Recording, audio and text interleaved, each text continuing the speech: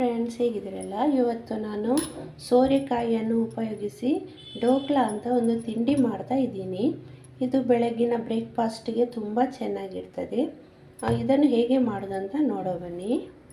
ಸೋರೆಕಾಯಿಯನ್ನು ಸಣ್ಣ ಸಣ್ಣದಾಗಿ ಕಟ್ ಮಾಡಿಕೊಂಡು ಮಿಕ್ಸಿಗೆ ಹಾಕಿ ನೀರು ಹಾಕದೇ ರುಬ್ಬಬೇಕು. ಸೋರೆಕಾಯಿ ಪೇಸ್ಟನ್ನು ಒಂದು ಪಾತ್ರೆಗೆ ಹಾಕ್ಕೊಂಡಿದ್ದೀನಿ. ಇದಕ್ಕೆ ಈ ಕಪ್ಪಲ್ಲಿ 2 ಕಪ್ ಆಗುವಷ್ಟು ಸಣ್ಣ ರವೆ, ಇದು ಬಾಂಬೆ ರವೆ ಹೇಳ್ತಾರೆ, ಇದನ್ನು ಹಾಕ್ಕೊಳ್ಬೇಕು. 2 ಕಪ್ ಬೇಕಾಗ್ತದೆ.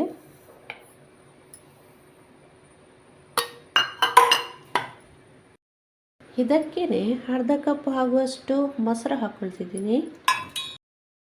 1 ಸ್ಪೂನ್ ಆಗುವಷ್ಟು ಸಕ್ಕರೆ, 1 ಸ್ಪೂನ್ ಆಗುವಷ್ಟು ಎಣ್ಣೆ, ನಾವು ಕುಕ್ಕಿಂಗ್ಗೆ ಉಪಯೋಗಿಸ್ತೇವೆ ಅದೇ ಎಣ್ಣೆ, 3 ಹಸಿರು ಮೆಣಸು ಹಾಗೂ ತುಂಡು ಶುಂಠಿಯನ್ನು ಜಜ್ಜಿಕೊಂಡು ಇಟ್ಟಿದ್ದೀನಿ. ಈಗ ಸ್ವಲ್ಪ ಉಪ್ಪು ಬೇಕಾಗ್ತದೆ. ಈಗ ಇದನ್ನು ಚೆನ್ನಾಗಿ ಮಿಕ್ಸ್ ಮಾಡ್ತಾ ಹೋಗಬೇಕು. ಇದು ಹಿಟ್ಟಿಗಿಂತ ಸ್ವಲ್ಪ ಗಟ್ಟಿಯಾಗಿರಬೇಕು. ನೋಡಿ, ಈ ಥರ ಬರಬೇಕು.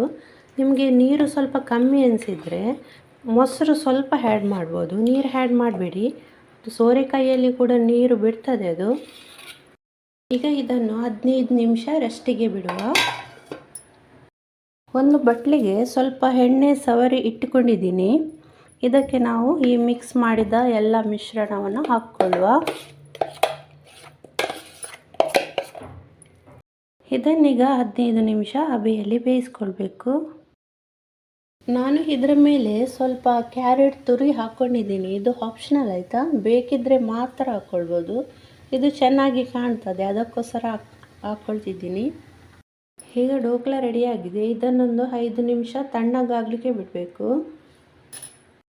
ಈಗ ಒಗ್ಗರಣೆಗೆ ಸ್ವಲ್ಪ ಎಣ್ಣೆ ಹಾಕ್ಕೊಂಡಿದ್ದೀನಿ. ಇದು ಬಿಸಿ ಆದಮೇಲೆ ಸ್ವಲ್ಪ ಸಾಸಿವೆ ಹಾಕ್ಕೊಳ್ಳುವ, ಸ್ವಲ್ಪ ಬಿಳಿ ಎಳ್ಳು,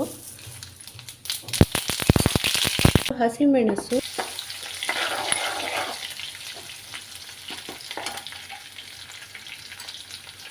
ಸ್ವಲ್ಪ ನೀರು ಹಾಕ್ಕೊಳ್ತಿದ್ದೀನಿ, ಸ್ವಲ್ಪನೇ ಸ್ವಲ್ಪ.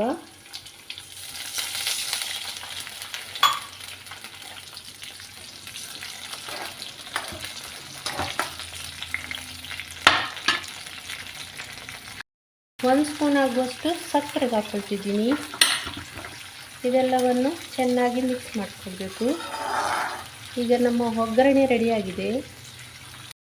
ಈಗ ತಯಾರಿಸಿದ ಒಗ್ಗರಣೆಯನ್ನು ಇದರ ಮೇಲೆ ಹಾಕ್ಕೊಳ್ಳುವ.